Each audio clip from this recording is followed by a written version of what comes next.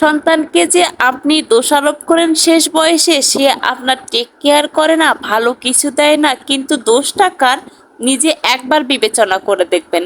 Hello সবাইকে, আপনারা সবাই কেমন আছেন? আশা করি সবাই খুব ভালো আছেন। আমিও বেশ অনেকটা ভালো আছি।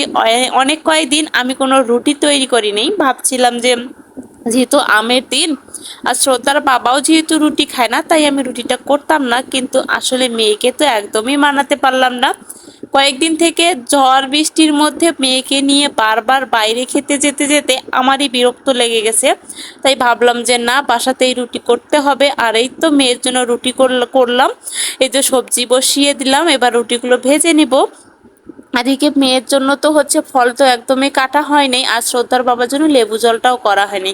যাই হোক, সব মিলে সবগুলো কাজ টুকটুক করে করে নিলাম। যে কথাটা আমি প্রথমে বললাম, আপনি আপনার সন্তানকে যে দোষারোপ করেন, আসলে দোষী কি আপনার সন্তান না আপনি নিজেই?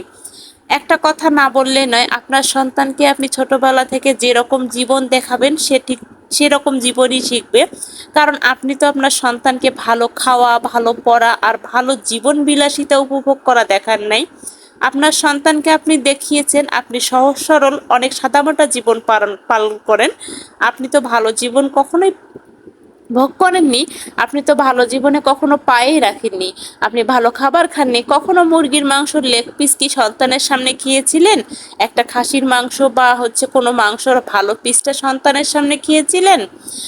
মাছের কি সবচেয়ে ভালো পিসটা আপনি কখনো খেয়েছিলেন? তাহলে আপনার সন্তান কিভাবে শিখবে যে আপনি কি খেতে পছন্দ করেন, আপনি কি রকম পড়তে পছন্দ করেন, কোথায় ঘুরতে যেতে পছন্দ করেন, কতটা বিলাসিতার জীবন ভোগ করতে পছন্দ করেন?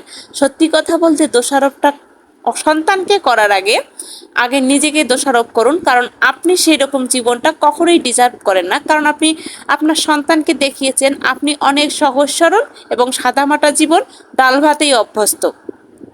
এই কথাটা বলতে বলতে একটা কথা না বললে নয়, বাবা মায়েরা ছোট থেকে সন্তানদের যেটা শেখাবে সেটাই শিখে আসবে, আর যে জীবনটা পার করা দেখাবে সে জীবনটাই দেখবে।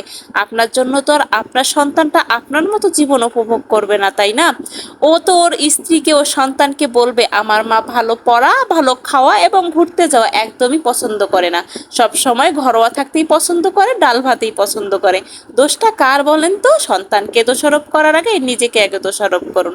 যাই হোক, অনেকটা বক বক করলাম। এদিকে হচ্ছে কলার মোচার বড়া করব। গতকালকে আমি বাইরে থেকে আসার সময় কলার মোচা নিয়ে এসেছিলাম। বাপ রে বাপ, কলার মোচাটা একদমই নষ্ট ছিল, প্রচণ্ড রাগ উঠতেছিল। শ্রদ্ধার বাবাকে বললাম যে কলার মোচাটা নষ্ট, আমাকে বললো তুমি বেশি নিলা কেন, প্যাকেট করে রাখতা, আমি ওনাকে ফেরত দিয়ে আরেকটা নিয়ে আসতাম। কিন্তু আসলে আমি তো বুঝতেই পারি নাই ওই লোকটা আসলে শ্রদ্ধার বাবার পরিচিত। যাই হোক, কি আর করার, এই তো কলার মোচাটা হচ্ছে অল্প একটু বের হয়েছিল, পকোড়া করে নিলাম। মেয়ের তো প্রচণ্ড পরিমাণে পছন্দ, ওকে দিলাম, ও তো প্রচুর এক্সাইটেড। তো আজকের আমার ভিডিওটা কেমন লাগলো অবশ্যই সবাই কমেন্ট করে জানাবেন। তো আজকের মতো পর্যন্তই।